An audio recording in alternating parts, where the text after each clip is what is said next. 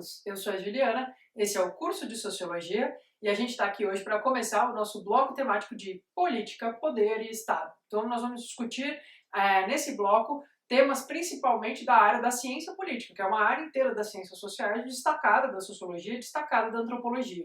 A ciência política, ela tem as suas peculiaridades de método, de história, de temática, e no ensino médio ela é apresentada para vocês dentro da matéria de sociologia, embora seja uma ciência diferente. Então, a gente vai conversar um pouquinho sobre alguns conceitos que são importantes para a gente debater, afinal de contas, essa área tão central para o Enem, que é a discussão a respeito da política. Ou seja, a respeito do poder e a respeito de como o poder se organiza, de como o poder se estrutura, de como ele atua na vida das pessoas, de quais são as possibilidades de organização, o que é que importantes pensadores já pensaram sobre isso, como é que isso se estabelece na nossa cultura hoje, na nossa sociedade hoje, quais são as ampliações, quais são as dificuldades, tudo isso vai aparecer para vocês na prova. Então, nesse bloco a gente vai se dedicar a isso, e a gente vai começar essa aula, uma aula um pouquinho mais conceitual, só para vocês se situarem, porque a gente fala Estado, Estado, Estado, o Estado isso, o Estado aquilo, mas muitas vezes você não sabe do que se trata o Estado. E, realmente, isso é um debate dentro da ciência política. Então, na aula de hoje, a primeira ideia é que você saia com uma definição do que é o Estado e que você entenda por que Estado é diferente de governo. A gente pode falar, por exemplo, que existe o Estado de São Paulo, o Estado de Tocantins. É o nome que a gente dá para uma unidade administrativa dentro do nosso país. A palavra Estado que a gente está usando aqui, hoje, e que aparece muito na ciência política, é Estado com E maiúsculo. E ele normalmente está associado a um país hoje em dia. Então, o Estado brasileiro, o Estado italiano, o Estado norte-americano, para falar dos Estados Unidos e etc, certo? Isso porque existiu um processo histórico de formação do Estado Nacional, que vai começar, vocês viram isso lá na História Moderna e etc, e que vai então dar origem aos países como a gente conhece hoje. Então, são processos históricos que criaram essas unidades administrativas e políticas que a gente conhece e chama de Estado com E maiúsculo. Agora, que discussão então existe na ciência política sobre isso? Eu coloquei aqui para vocês alguns nomes que vocês não precisam saber, que são nomes de teóricos importantes que discutem isso, E eu estou mostrando aqui para vocês que a gente vai trabalhar com uma definição. Por que eu estou fazendo questão de mostrar isso? Para vocês saberem que existem outras, que isso é uma discussão, certo? Mas a gente vai partir de uma que para o Enem resolve 100% dos seus problemas, então você não precisa ficar preocupado. Desde que você saiba, então, que o Estado com o qual a gente está trabalhando é uma mistura do nosso item 1, do item 2 e do item 4, certo? Agora a gente vai ver que cada item o que significa e vamos entender direitinho cada parte dessa história para você entender que quando a gente fala de Estado com E maiúsculo, do que a gente está falando. Então vamos lá. Item 1 é o território. Então, quando a gente fala de Estado brasileiro, Estado italiano, Estado canadense, a gente está falando necessariamente de algo que é composto, em primeiro lugar, por um território. O que isso significa? Significa um lugar físico, uma base sobre a qual eu tenho um elemento humano, certo? Então essa base, esse local, envolve as terras em geral, o subsolo, uma parte do território marítimo, ilhas, lagos, aí vai variar, tá certo? Existe uma super discussão sobre isso, mas dá para entender que nós estamos falando da paisagem, não é? Da parte física mesmo, que envolve, então, o Estado Nacional, certo? Então, o território é o nosso primeiro ponto. O segundo ponto é um pouco uma discussão a respeito do elemento humano.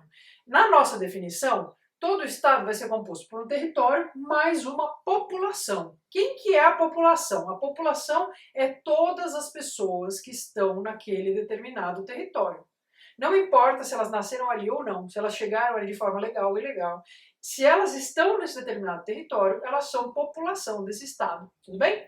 Então, todo mundo que está no território é população. Existe um terceiro conceito, que não está na nossa definição aqui, mas que é interessante que vocês conheçam, que é o conceito de povo, certo?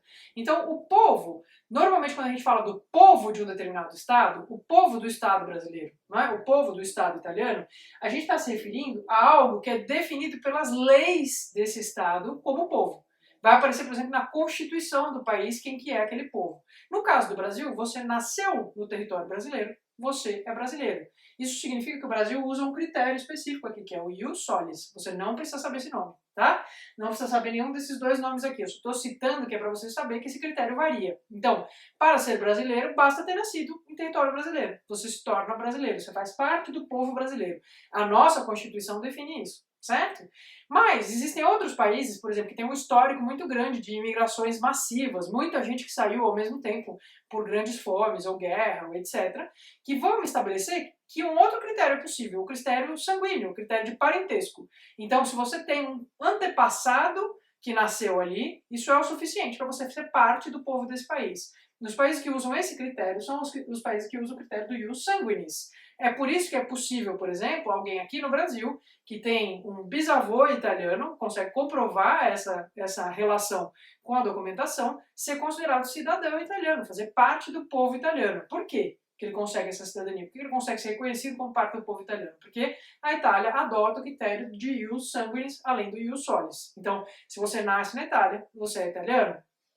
Sim, mas se você tiver parentesco, você também vai ser, pode ser considerado ius sanguinis. Aí é lógico que eles determinam quantas gerações antes, tem toda uma papelada, enfim, não estou dizendo que seja automático, mas existe essa possibilidade.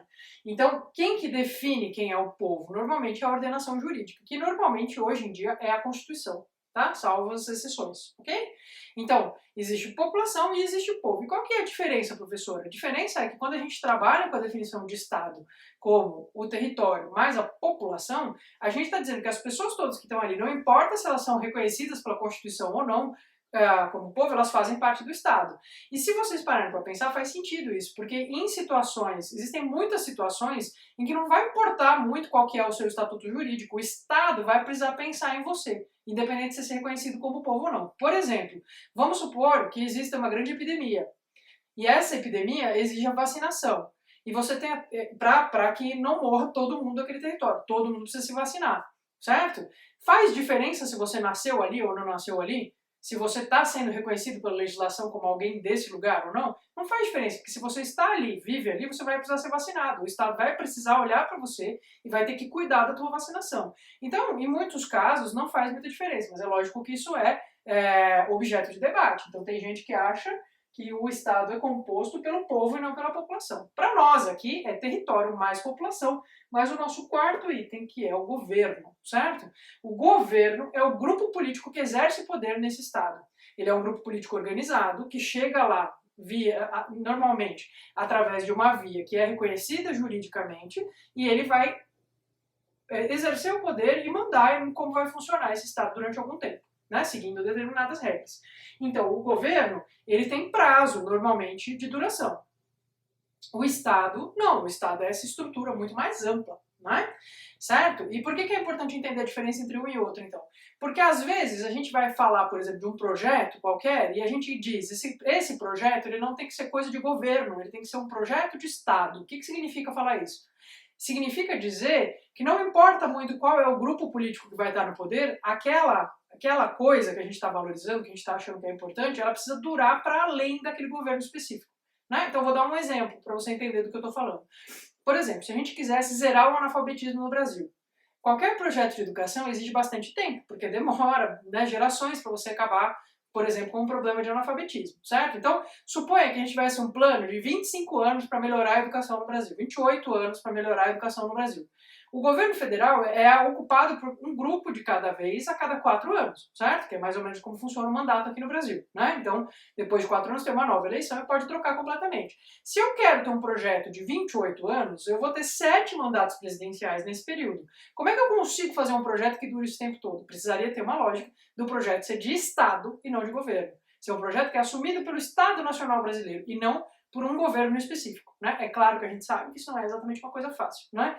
Já que dependendo da situação política a gente tem grupos que não mantêm os projetos anteriores e etc, tá certo? Mas só para vocês entenderem o que significa falar de Estado e falar de governo. Então o Estado não depende do grupo que está ali, tá certo? O Estado é algo que transcende aquele grupo pontual que está ocupando o espaço, tudo bem?